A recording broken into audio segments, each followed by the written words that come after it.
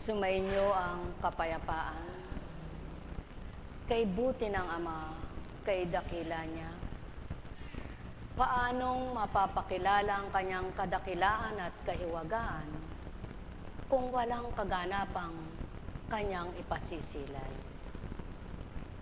Paano matatanggap ang kanyang kapangyarihan kung di pagtitiwalaan ng bawat nilalang? Paano magpapatotoong siya'y buhay kung di mararamdaman at tuwiran ng kanyang mga anak na minamahal? Kaya't mayroon siyang mga katauhang pinagtitibay na ang pananampalataya lamang ang kanilang kagalingan. Sa salita niya'y nananalig, sa mga wika niya'y umaasa, sa pangako niya'y hindi nakalilimot, sapagkat binuksan ang pangunawa nila. Kaya halina, halina, halina mga mahal, naway kamtin din ninyo ang mga nakamit ng mga kapatid nyo.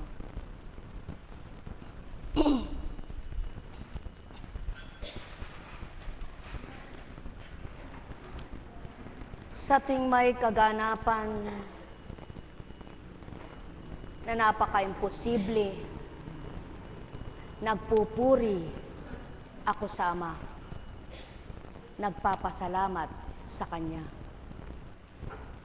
Sapagkat,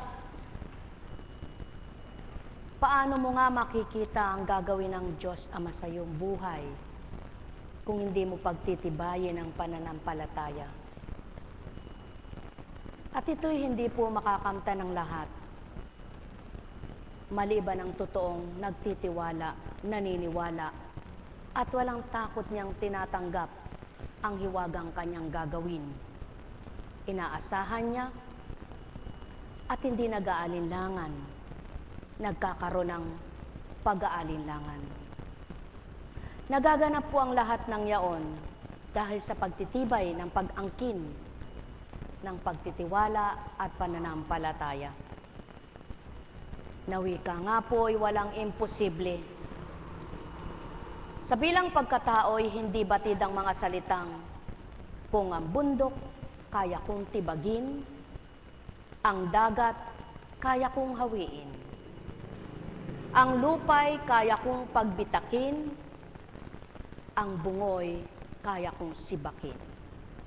Ano nga bagang hindi ko kakayanin, samantalang kayo'y nagmula sa akin. Ang buhay niyo'y pahiram ko lamang. Binigyan ko ng saysay at naging makabuluhan sa mga taong saki di nakalimot man lang.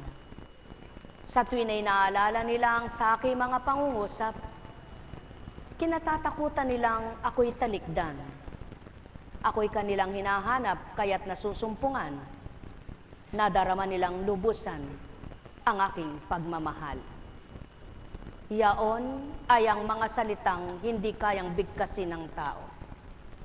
Hindi kayang pagdugtong-dugtungin at kathang isipin lamang. Sa makatwid, mayroong Diyos Amang buhay na sa pamamagitan ng kanyang Espiritu ay nakapangungusap, nakapaglalahad ng salita sa mundong ito. Kaya't ang mga ginagamit kung sila pang marupok at manghihina ang kalooban, paano gagamitin ang katawan?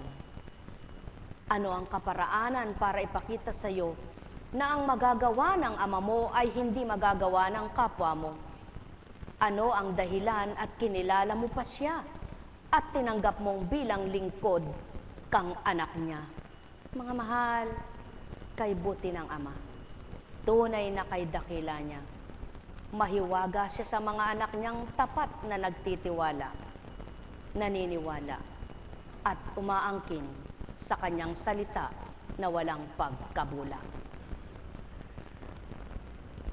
Hindi naman sinabing, kaya ikay nagpagamot ay wala kang tiwala.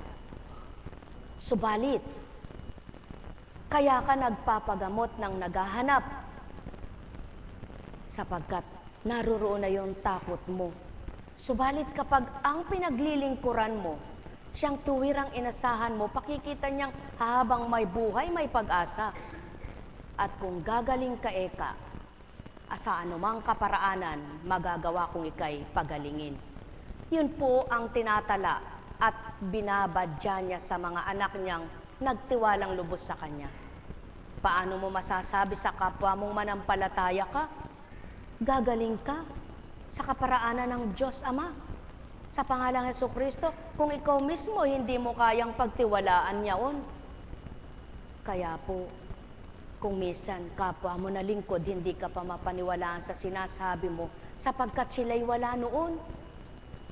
Sapagkat hindi nila ganap tinatanggap at pinagtitiwalaan na ang Diyos Ama'y mahiwaga sa gagawin niya sa iyo. Subalit kapag nasubukan niyo po, isa na rin kayong magsusumigaw at ipaglalaban niyo ang katotohanan na ang Diyos niyo nga pala'y may kahiwagaan at tapat kung magturan. Doon na nga sa mga ginagawang napaka-imposible. Na paano ka nga gumaling? Ano nga ba ang ininom mo? Paano ka magkakaroon ng kagalingan? Subalit, bakit hindi po ito tuwirang sa inyo ay persang pinagpapatiwala at pinatatanggap? Sapagkat kusang ito po'y dumaratal. Kusang ito po'y sisibol mabubuhay sa damdamin at sa kaisipan. Hindi kailangang kayo ay dikdikin at papaniwalain sa hindi ninyo kayang paniwalaan. Sapagkat maaring kapag pinilit kayo, magkamali pa at sabihing naninira. Paano kayong mga magtitinda ng gamot? Paano pang mabibili? Paano kayong mga nag-aral? Paano pang mabibili? At yan po ang dahilan at paraan ng Ama na kaya mayroong gumagaling siya sa kanyang hiwaga, sa kanyang salita, upang patotohanan ng kanyang salita'y buhay. Subalit, kailanman ay di pipilitin ng sino man, sapagkat hindi nga lahat ay makatatanggap at hindi lahat ay makatutupad. Yaon ay biyaya po. Tunay na biyaya. Ang ikaw ay bigyan lakas ng kalooban at tapang na hindi ka magkarong guni-guni. Baka mamatay ako nito Baka kamatay ko ito Sadya pong may papasok at guguluhin ka, lilituhin ka, tatakutin ka. Subalit kapag ang pananampalataya mo'y matatag na at matibay, naroroon ang pagkatalo ng masamang pumapasok sa iyo. At ang nangingibabaw ay yung mabuting pag-asa ang taglay mo. Maliwanag po. Sa akin pong pagkatao, hindi ko po sinabi sa kanya. At alam na po ng mga kapatid kung sino senior niya yon. Sapagkat may alagad po na ang kinamatay ay cancer of the bone. At ito ay tinatakot sa akin. Para kanyang katulad lang nung kapatid mong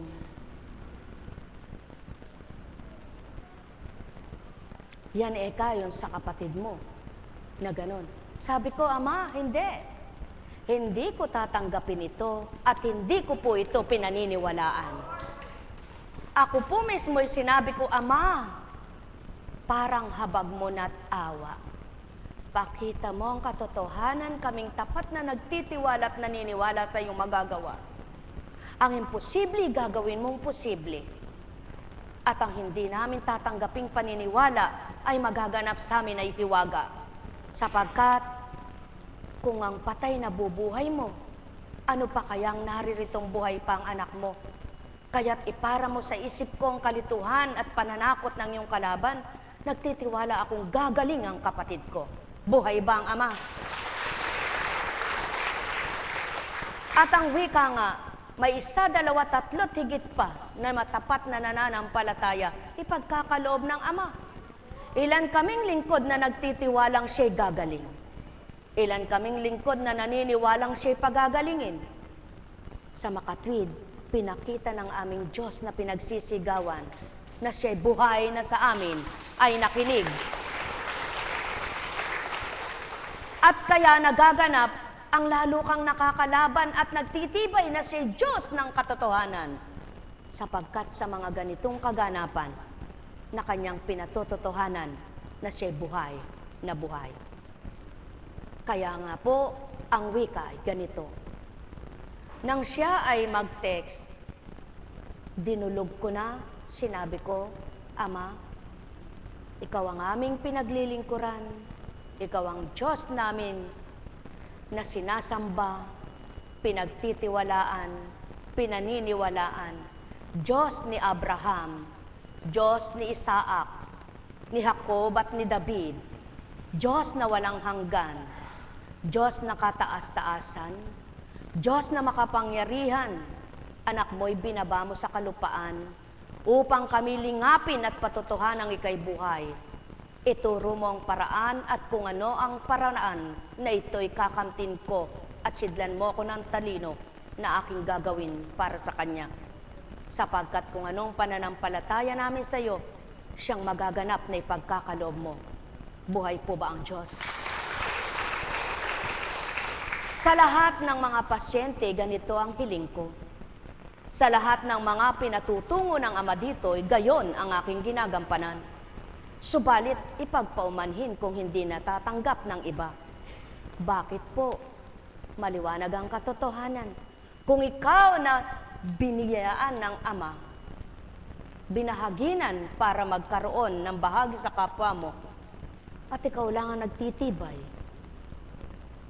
ang pasyente, mga kapamilya, mga kasama, ay walang pinaniniwalaan, kundi ang kanilang kapwa, na ikaw anumang sabihin mo, ikibit balikat, tatanggapin ba ito?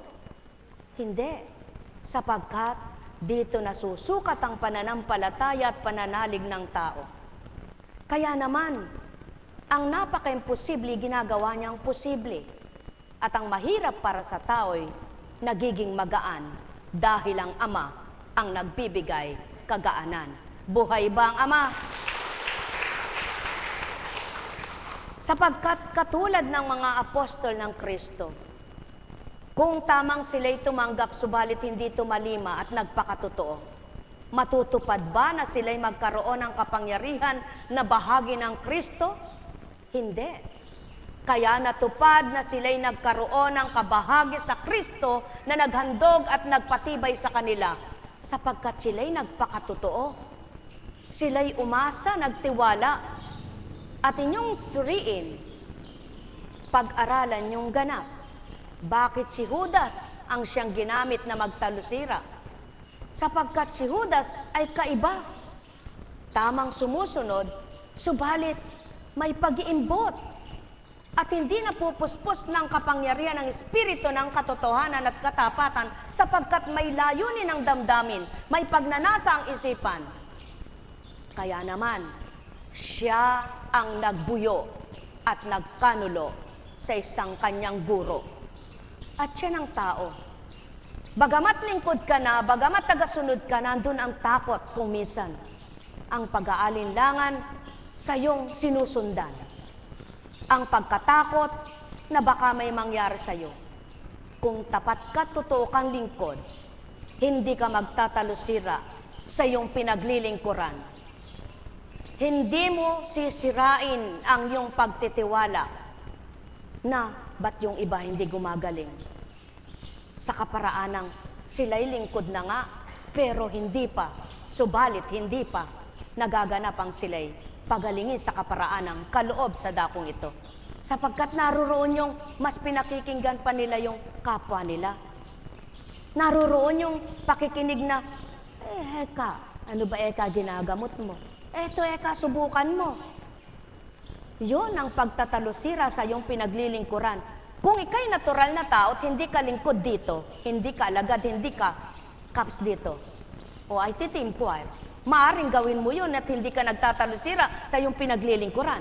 Subalit, kung ikaw ay kalakip ng gawain ito at isa ka sa mahina ang kalooban na hindi mo pinagtitiwalaan ang sinasabi sa iyo, ay tunay kang talusira. Sapagkat pagkatao, ibig sabihin, kung ikaw mismo lingkod ka, nagtitiwala ka ba o hindi?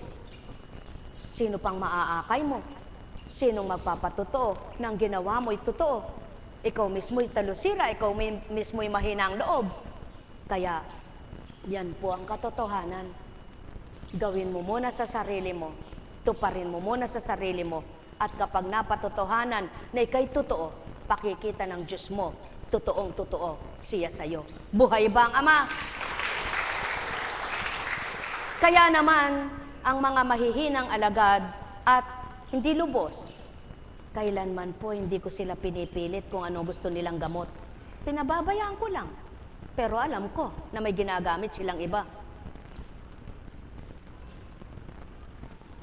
Alam ko, sapagkat mula sila rito. Hindi ako ang may karunungan noon, kundi ang nagbahagi sa akin para mabatid ko. Kaya kapag lumapit, Apo, ba't po lumala ganito? Ba, wag mong dayain ang sarili mo. Lumala yan, hindi dahil sa ginagamot mo rito. Pag-aralan mo. Ano po ang ibig sabihin? Kaya nga, kung minsan, lingkod ka na, mismo sarili mo'y dinadaya mo. Subalit kapag napakita mo sa Ama mo, sa Diyos na pinaglilingkuran mo, ikaw mismo ay nagpapakatotoo. Gagawin niya sa iyo ang imposible sa buhay mo.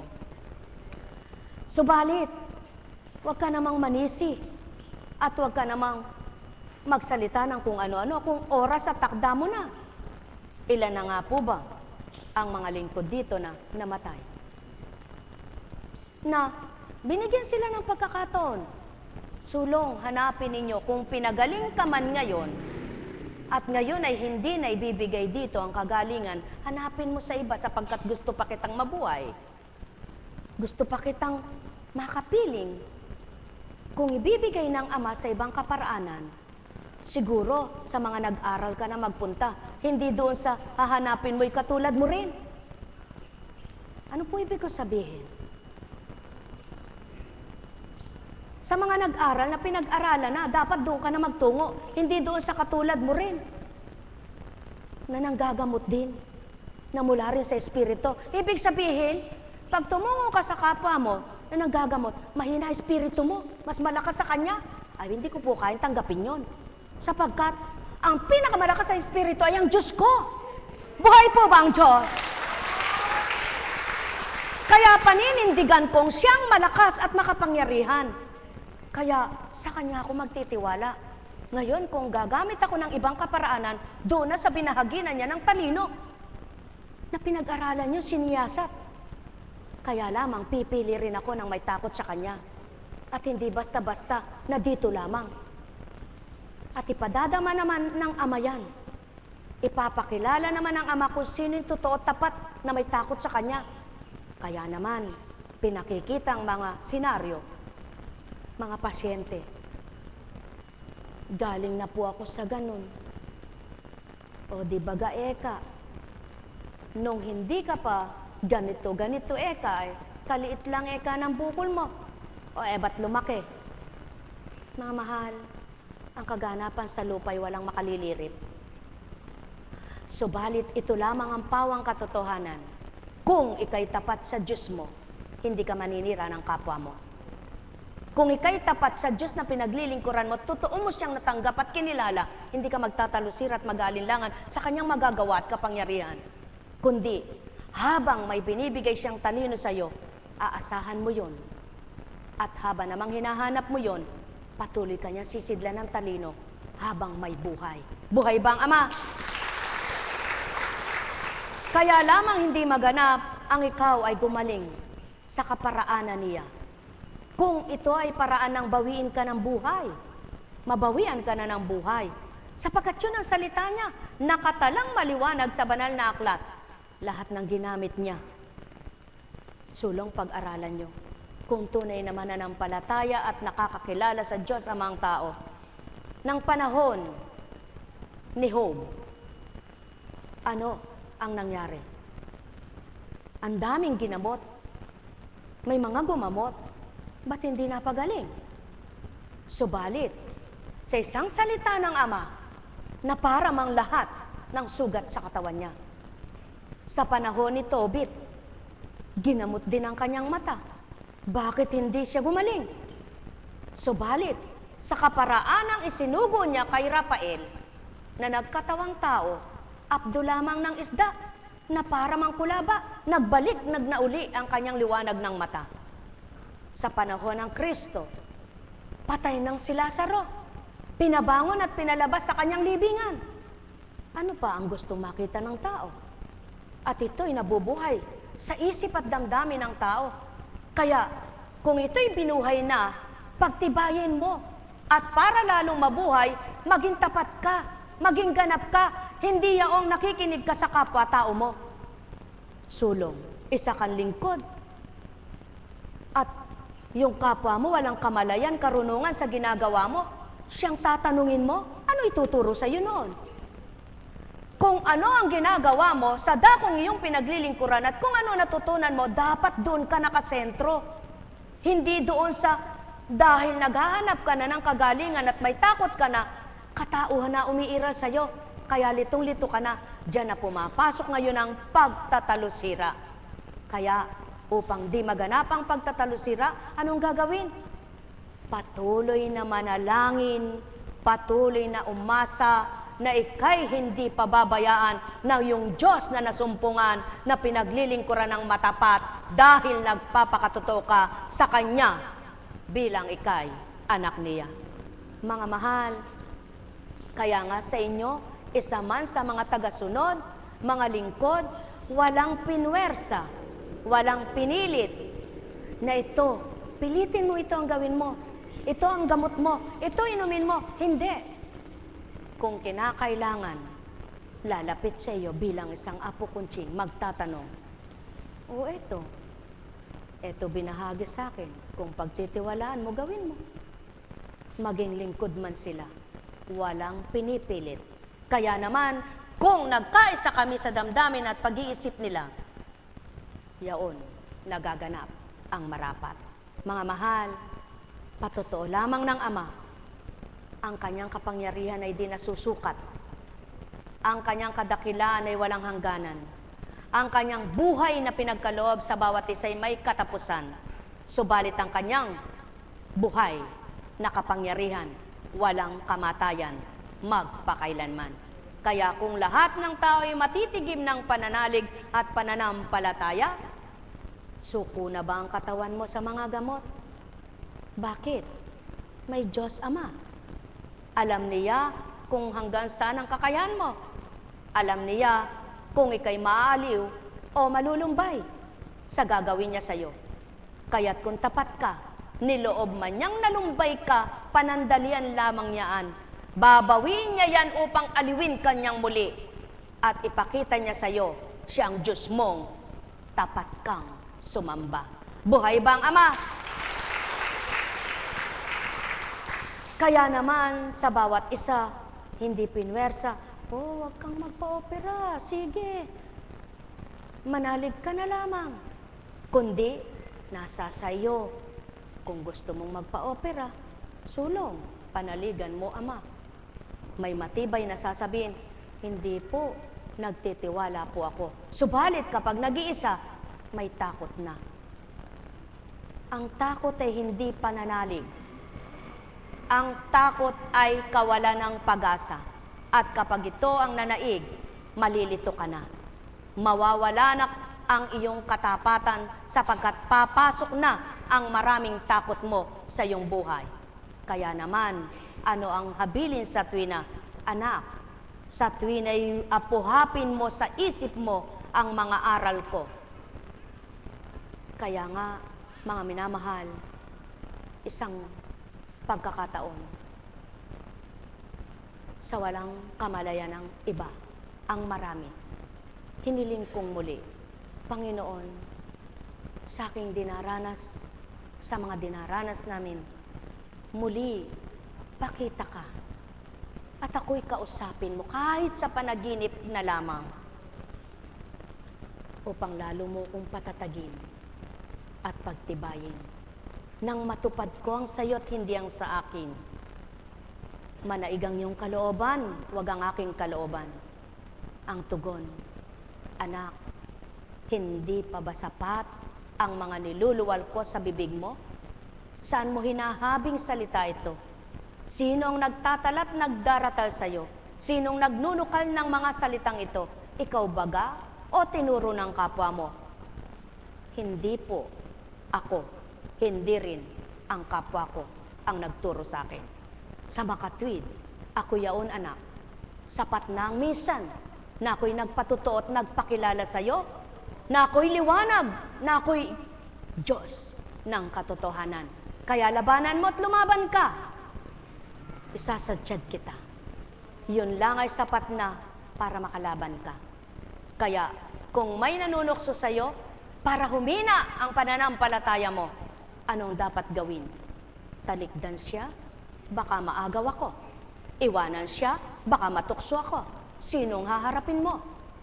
Ang Biblia. Hanapin mo ang mga talatang magbibigay liwanag sa iyo. Hanapin mo ang mga salitang magliliwanag ang isip mo. Hindi yaong kapwa mong magpapadilim pa sa liwanag mo. Hindi yaong kapwa mong mas mahina sa iyo ang kausap mo. Kung mahina ka na nga at kakausapin mo pang mas mahina sa iyo, lalong humihina ang nasa sa iyo. Subalit, ikaw na pinalakas at binuksan ang pananiniwala mo at pananalig mo sama, hanapin mo pa siya, mapapalakas niya ang malakas ng nasa sa iyo. Mga mahal, ito lamang ang katotohanan. Gawin mo ang marapat at tumpak sa iyong buhay.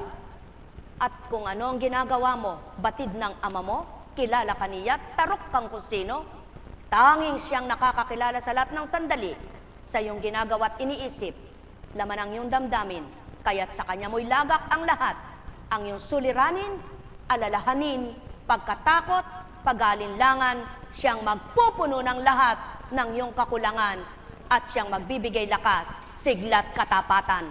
Doon, mapapatotohanan niyang ikaw na anak niyang lumalapit sa kanya, kailan may hindi nagtalusira. Kaya siya rin naman ay magpapakita ng lubos na katapatan. Mga mahal, kayo ba'y tapat na nagpapakatapat? Kapag sinabi ninyong tapat at nagpapakatapat kayo at hindi nyo naramdaman ang katapatan ng Ama, hindi totoong sinabi nyong tapat kayo. Subalit kapag naririto sa puso nyo ang sinabi nyong tapat kayo, ipadarama niya sa iyo, tapat ako anak ko, huwag kang matakot, kasama mo ako. Buhay bang Ama? Mga mahal, walang magaganap na hiwag at himala kung ikaw mismo ay di mo pinagtitiwalaan na yao'y magaganap sa iyong buhay. Kung magninilay lamang ang tao at susuri ang salita ng Ama, sulong, maliwanag ang tinura niya. Sino ang lumakas sa kanyang pangungulila ay nalumbay at nag-isip na nag-isip. Sino ang taong nasa pananampalataya na laging galit ay nagtagumpay sa pananalig? Mayroon po ba? Subalit, sinong taong mahina ang sa tuwin ay lumalapit sa Ama na hindi mapapalakas niya? Mga mahal, sumainyo ang kapayapaan. Alalaumbaga, ang lahat ng tao ay marupok, kaya lamang may tumatag, tumanggap sa nagpatatag at nagbigay ng liwanag. Walang taong matatag, walang taong malakas, lahat ay pahiram sa tao. Kaya't ang lahat ng pinahiram sa iyo, pahalagahan mo at gamitin mo sa mabuti at makikita mo sa bawat kabutihan mong ginagawa para sa iyong kapwa't Ama ang nakasilay, siyang gaganti sa iyo. Mga mahal, ang may pandinig ay nakarinig. Sumainyo ang kapayapaan. Alalaumbaga, walang bagay na hindi makikita sa lupa kung maliwanag ang iyong mata. Subalit ang gumaganap at tumutupad sa iyo para kay palakasin at patatagin. Kailan may di mo makikita, subalit madarama mo kung kikilalanin mo at totoong ikay tatanggap sa kanyang kapangyarihan. Sumainyo ang kapangyarihan ng Ama na mabuksan ang pangunawa at makaunawa kayo. Sa gayon, mapapatotohanan niyong kayo'y anak nga niya. Nekkarameneyahanam, nekkarameneyahanam, nekkarameneyahanam.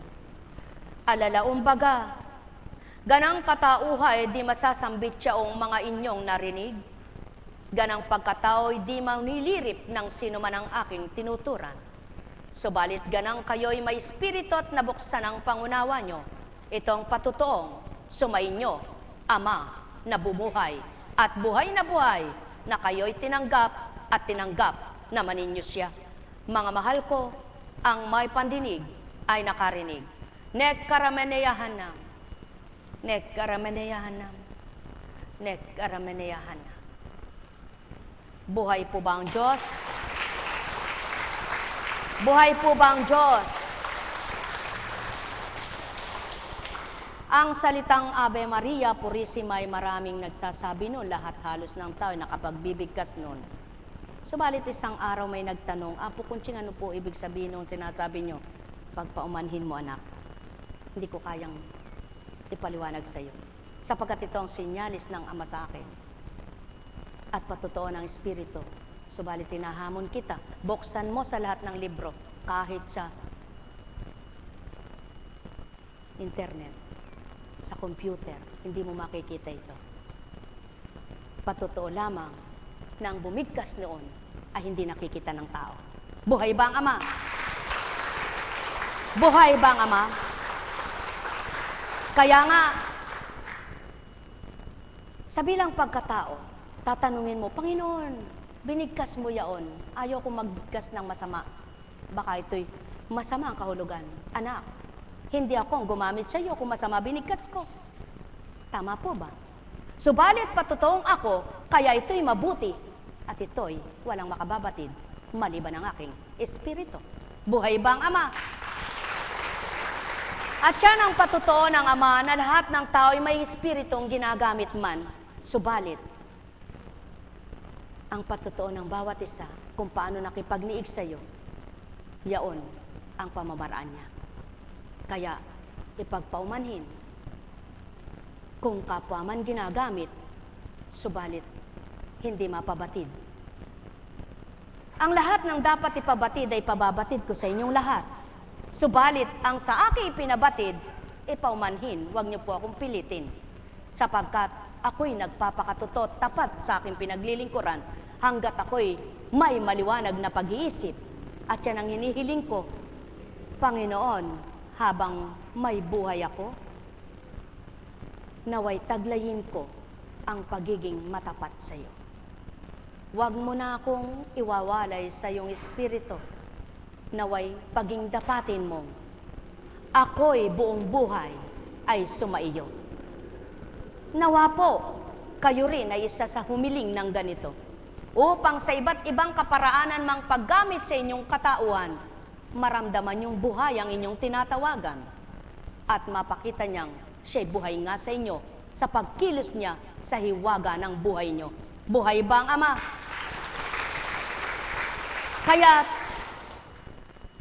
bayaran man ako ng bilyon, hindi ko po mapapaliwanag ang salitang katagang niluluwal niya na yon, sapagkat walang kabayaran ng Diyos. Sapagkat hindi pinagbibili ang karunungan mula sa Ama. Ito'y pinamamahagi ng libre. Subalit libre mang pinamamahagi kay buti ng Ama. Ang tapat at totoong nagmamahal sa iyo, silang gumagawa para aliwin ka, na hindi ka susumbatan, na hindi ka binibilangan, kundi totoo sila na ipinadadama ng Ama. Kaya nga, hindi naman lahat ay susuguin sa iyo, gagamitin sa iyo, sapagkat pinipili niya. Kung paano ka nakikipagtotoo, gagamit din siyang totoo sa iyo. Kaya't kung mayroon mang talusirat hindi tapat sa iyo, yaon ay sa bilang pagkatao. Subalit, bilang ikay ginagamit, susugurin ang Amang tapat sa iyo at nagpakatapat ka ng katulad mong totoo tapat. Kaya't kayong tatlo o dalawa o ilan man kayo na nagkakaisa, sapat na yaong damdamin yung kapwa ay pinaglapat ng Ama dahil siya ang sumainyo. Buhay ba ang Ama? Kaya naman kung babaybayin nyo ang istorya ng Kristo, laksarin ang bilang ng mga tao, libu-libong sumunod. Subalit, nakatalang maliwanag, hindi rin lahat ay tapat at totoo. Sa makatwid, ang naganap noon ay magaganap ngayon at ang nagaganap ngayon ay magaganap sa susunod pang mga panahon. Subalit, ang higit na marapat, ikaw na totoo at tapat, huwag kang matakot, sapagkat ang Diyos mo'y tapat at marapat sa mga anak niyang tapat sa Kanya, na nagtitiwala at naniniwala siya'y may magagawa. Mga mahal, ang may pandinig ay nakarinig, ang may mata ay nagliwanag. Walang nauna na hindi mahuhuli, walang nahuli na di mauna. Maliwanag ang tinuran, ang masakit sa iyo ay huwag mong gawin sa kapwa mo, upang sa iyong mga ginawa ay huwag kang hatulan ng Diyos Amang dakila. Nekkarameneyahanam, nekkarameneyahanam, nekkarameneyahanam. Buhay ba ang Ama?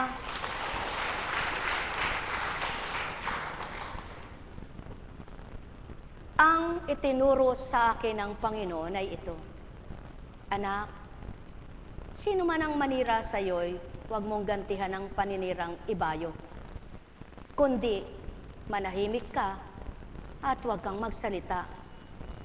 Hindi naman napingasan ang balat mo kung ano man ang pinagtuturan o sinabi ng iyong kapwa. Subalit, kapag kumilos ako may paraan para ganti kita. Buhay ba ang Ama? Kaya mula naman noon at magpakailanman na ako'y may tibay na paniniwala sa Ama. At yan ang hinihiling ko. Kahit sino ang taong nagsalita ng kung ano-ano, walang sinita ako, walang kinatwiran, at pinahayag ko ang katwiran ko. Kundi pinabayaan ko siya sa kanyang kagustuhan, pinabayaan ko sa kanyang salita, subalit pinakikita naman ng Ama kung ano ang kanyang ginagawa. Mga mahal, bakit ako matatakot at mahiya sa kapwa ko? Kung may karunungan ako, may karunungan sila, subalit ang karunungan ko'y hindi sa akin. Tama ba ga? Kaya't ang karunungan ito'y hindi dapat ipagmagaling, hindi dapat ipagyabang o ipangalandakan man lang, kundi ito